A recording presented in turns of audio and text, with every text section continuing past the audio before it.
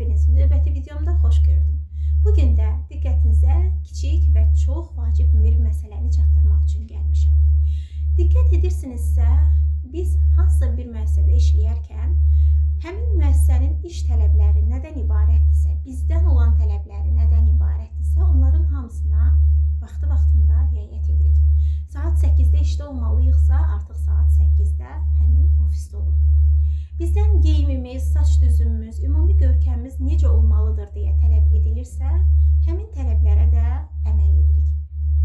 Vaxtında bizə tapşırılan işlərin hamısını yerinə yetiririk. Amma sıra özümüzə gələndə, özümüzün şəxsi inkişafımızla bağlı, peşəkar inkişafımızla bağlı, özümüzün inşa olunması ilə bağlı hansısa bir işə başlamaq istəyiriksə, bunu ya təxirə salır, ya da ertələyirik.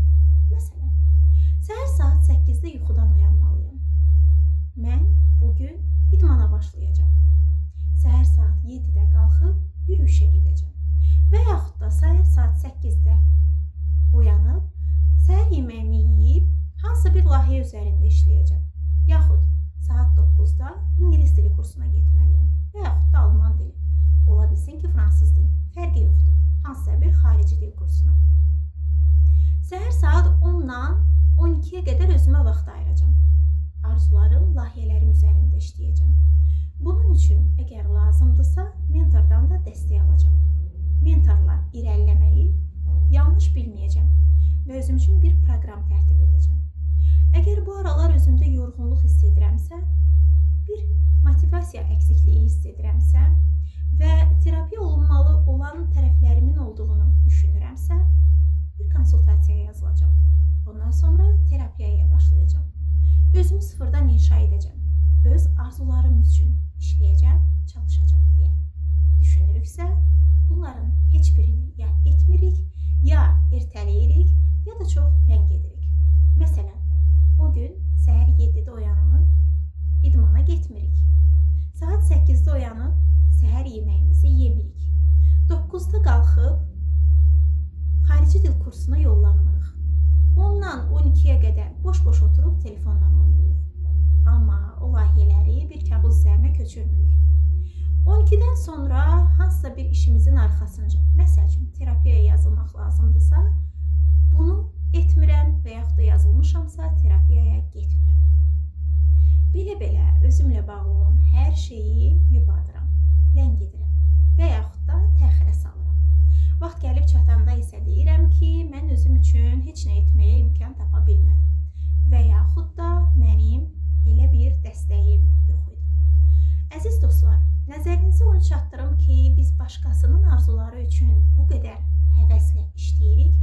Qarşılığında çox kiçik nəvacib almağımıza baxmayaraq, bu işi vaxtında yerinə yetiririk. Amma gələcəkdə bizə çox yaxşı maliyyə gətirəcək layihələrimiz, işlərimiz, təhsilimiz, bacarıqlarımız üzərində işləməyə mövzu gəlib çatanda, bunların hamısını yerinə yetirməyə tənbəllik edirik. Bu əslində tənbəllik də deyil, bunun altında yatan səbəblər var. Bu da başqa bir videonun mövzusu olsun. Lakin özümüzlə bağlı heç bir şeyə həvəslə, canlı dildən başlamırıq. Nəzərinizə çatdırım ki, əgər özümüz özümüzə inanmayacaqsa, özümüz öz arzularımız üzərində çalışmayacaqsa, bunun üçün fədakarlıq etməyəcəksə, bir rutin, günlük bir rejim təşkil etməyəcəksə, təyin etməyəcəksə, özümüzdən nələrsə fədakarlıq etməyəcəksə və yaxud da elə hər şeyi qoyaq bir kənara, özümüzü psixoloji olaraq sağlam tutmağa çalışmayacaqsa, sağaltmağa çalışmayacaqsa, o zaman başqaları üçün də ciddi bir şey edə bilmərik. O həyatımız artıq rutin halına gedəcək və biz başqalarının arzuları üçün yaşamağa, başqalarının məqsədi üçün çalışmağa davam edəcəyik. Əgər sizdə də belədirsə, səbəblərini şərhlər bölməsinə qeyd edə bilərsiniz. Niyə ertələyirsiniz? Öz işiniz üzərində, öz arzularınız üçün, öz məqsədlərinizi təyin edərək niyə irəliləmək istəmirsiniz və yaxud da sizə əngəl olan nələrdir? Bunların hamısını şərhlərə qeyd edə bilərsiniz. Amma əziz izləyicim, diqqətinə videonun sonunda onu çatdırmaq istəyirəm ki, özünə güvənməli olan sadəcə sənsən. Sənin səndən başqa heç kim xilas etməyəcək. Hətta çalışdığın müəssisənin rəhbərliyi belə sənin üçün heç bir sərmayə yatırmayacaq. Sənin içərində olan potensialını, bu dünyaya göndərilmə missiyanı heç kim açıq-aşkar sənə göstərməyəcək. Yəni, sən bunun üçün gəlmisən, bunun üçün çalışmalısan, bunun üçün özünü inşa etməlisən deməyəcək. Hər kəs öz maraqları üçün səni yanında işçi və yaxud da ki, hansı müəssisənin meneceri kimi saxlamağa könüllü olacaq. Bunun qarşılığında isə zəhmətinin çox cüzi bir hissəsini əmək haqqı kimi sənə verəcək.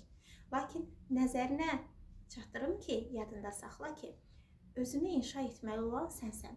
Səni heç kim xilas etməyəcək. Özünə inan. Elə bugündən etibarən özün üçün xırda bir cədvəl hazırla.